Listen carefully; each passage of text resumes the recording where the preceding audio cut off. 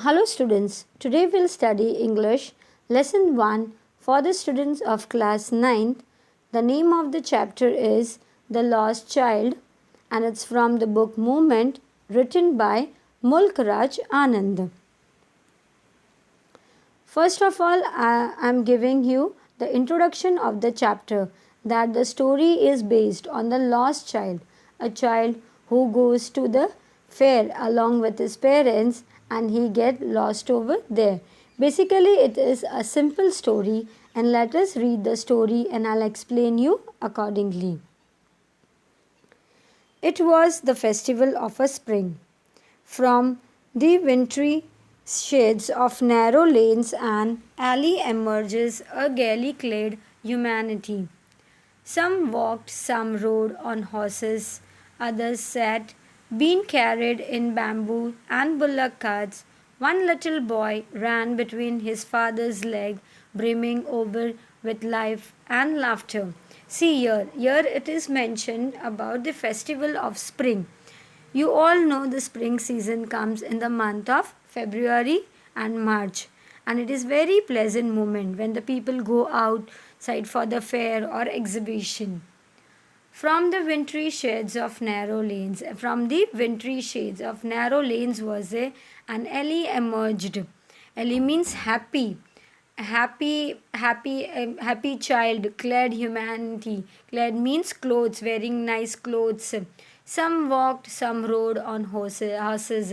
See, some were going by walking, someone rode on the horses, others sat, others were sitting, being carried in bamboos and bullock carts. One little boy, one there was a little boy, he ran between his father's leg, brimming over with life and laughter. That brimming means full of joy. See, for example, I'll give you brimming example over here. If you have a glass of water and the glass of water is filled up full of water, and if you add more and more water in it, the water will come out of the glass. It will overflow. In that way, the boy's feeling was overflowing. He was so happy with life and laughter.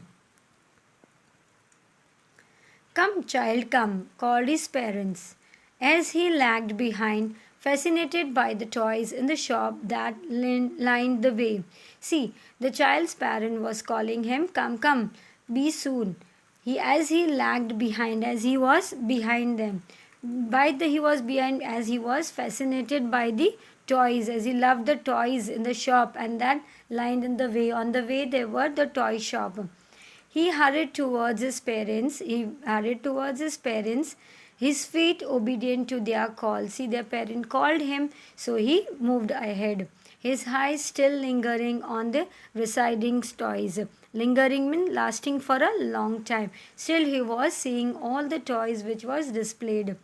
As he came to where they had stopped to wait for him, and the parents were waiting for his child, and they stopped for him. He could not suppress the desire of his heart. See, suppress means the desire of us. He could not put an end to the desire of his heart, even though he well knew the old cold stares of refusal in their eyes. See, he was knowing if he'll ask for the toy, he knew that his parent will say no.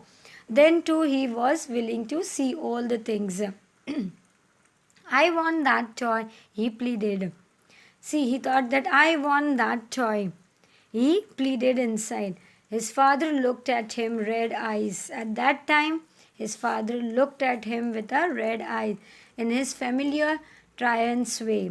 Triance means in a cruel and apprehensive ruler who is in that manner his father looked at him. His mother, melted by the free spirit of the day, was tender and giving him a finger to hold. See, the father was in a red-eyed, and his mother was melted in a free spirit. She was in the day. So it was very a beautiful moment for them.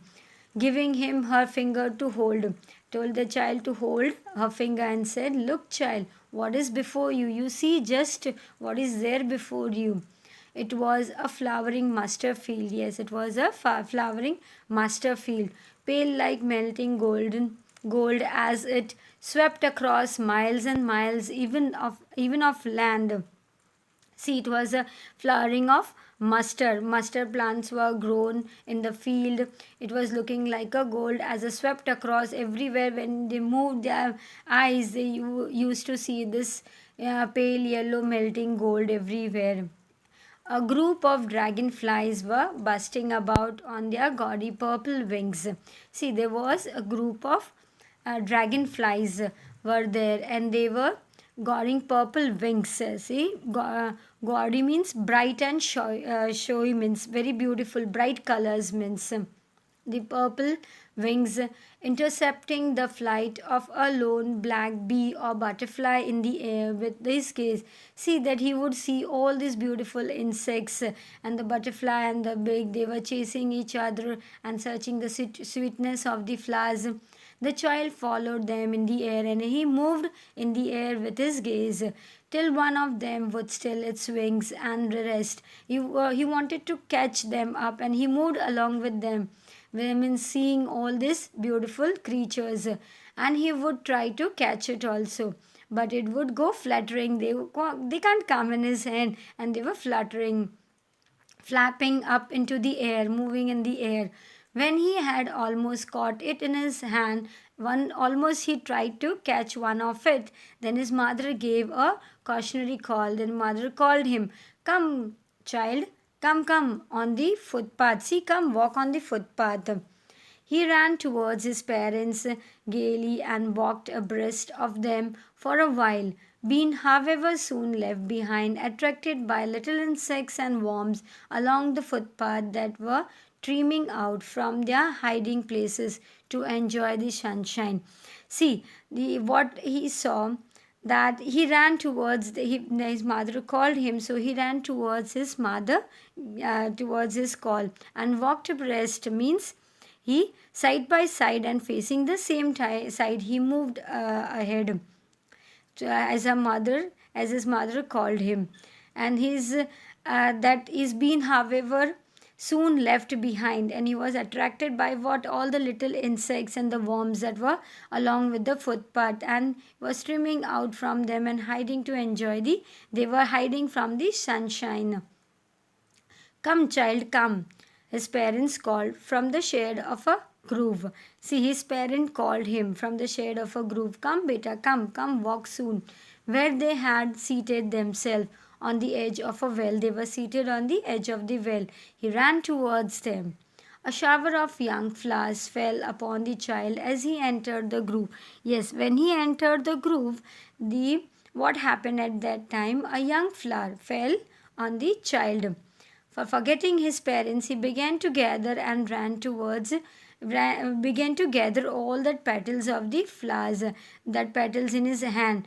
But lo, he heard the cooing of doves. See, at that moment, when he was collecting all the petals in his hand, at that time he heard the cooing. Cooing means the sound made by a dove. He heard that cooing of the doves and ran towards his parents, shouting. He went towards his parent and said, "The dove, the dove." The raining petals dropped from his forgotten hand. Yeah, see this petals that dropped from his hand, because his mind was attracted towards the other thing, the dove. "Come, child, come." Again the parent called the child. "Come." They called to the child, who had now gone running in the wild capers round the banyan tree. And the child, see now what happened, moving ahead the child was moving, and the child now he went running in the wild capers. That is a playful skipping movement, like skipping and moving round to the banyan tree, was moving around to the banyan tree, and gathering him up, they took the narrow and winding footpath which led to the fair, and in this way they moved ahead, which their path to the fair. Through the mustard field, they have to cross the mustard field. As they neared the village, the child could see many other footpaths full of thorns converging to the whirlpools of the fair. See here what, when they were moving ahead, they were seeing that the fair, that was whirlpool means all was gathered. The people, it was gathered with all the people, and felt at once repelled and fascinated by confusion of the world he was entering. He was feeling like he has entered in the world of confusion. See, that was thrones means it was a means huge crowd, and converging to the world means gathering of the people, that he has gathered in a big fair, that the world he has entered, the confusion world. A sweet meat seller hawk. See what he saw first, a sweet meat hawk seller. Gulab jamun, rasgulla, barfi, jalebi. Yeah, listening this, yeah, the child's mouth started watering. At the corner of the entrance and the crowd pressure round his counter at the foot of an architecture of many colored sweets. See, this corner now the many people were gathered over there, and he could see that they were arranged in such a proper manner, like architectural manner, and the colored sweet, they were colorful, and up and down in a row wise they were, it was been arranged, decorated with the leaves of silver and gold. The child started open eyed, stared at the open eyed, and his mouth watered for the barfi. See, the child stared. He was looking at with his open eyed, and his mouth started watering for barfi. The child loved to eat barfi. That was his favorite sweet. I want that barfi. He slowly murmured. He slowly murmured that I want that barfi. But he half knew. He was knowing that as he begged that his plea, that what he'll beg he would not be heeded, because as his parent would say he was greedy. What the parent will say, that he was greedy. So without waiting for any answer, he moved on. After that, he saw a flower seller hawked a garland of gulmohar, a garland of gulmohar. The flower seller was there, and he was saying the garland of gulmohar. The child seemed irresistible drawn. See, his mind again attracted towards it. He went towards the basket where the flower lay, and hipped in the half murmured. See, in the half again he said, I want that garland, but not. He murmured in his mouth. He didn't spoke loudly, but he well knew that his parent would refuse for that also. Will not buy him those flowers, because they would say that they were cheap. So without waiting for any answer, he moved on. A man stood holding a pole with a yellow, red, green, and purple balloons flying from it. See, then he saw a man who was holding all the different colors balloon. The child was simply carried away by the rainbow glory. See, he was attracted by this rainbow colors of their silken colors, and he was filled with overwhelming desire. See, he was filled with desire that he wanted to buy it, all these balloons. But he well knew that his parent would not buy for him, and because they would say that it is too old to play with such toys. So he walked on further. Without asking, he moved further. A snake charmer stood playing a flute to a snake which coiled itself in a basket. See, then he saw, first of all, he saw a sweet meat seller, a flower seller, then the balloon seller. Then he saw a snake charmer stood playing a flute. He was playing a flute, and a snake which was coiled means turned around round inside the basket. Its head was raised in the graceful bend like the neck of a swan. See, swan have its hand straight upward. In that manner, the snake's head was upward, while the music stole into its invisible ears like the gentle rippling of invisible waterfall. See, this noise that was made by a snake charmer was very fascinating, that it was attracting the snake to come out of its basket, and it felt like invisible waterfall. The child went towards the snake charmer. He went near to him, but knowing that, and he again knew that his parents has forbidden him to hear such coarse music. See, his parents said not to hear such type of music. As the snake charmer played, he proceed further. Then again he moved further. There was a roundabout. Then he saw a roundabout in full swing. The man, woman, and children, they all were carried with a whirling motion. They were moving round and round in that, shrieked and cried with a dizzy laughter. With a dizzy laughter, they were enjoying in the roundabout. The child watched them intently and then they made a bold request. See, he thought so many things that his parent will give this answer, this, for each and everything. But now he thought of a bold answer and he thought, let me ask a bold request to his parent. I want to go on the roundabout. Please, father, mother. See, he then requested his father, mother. Other part we'll see in the next video. Thank you.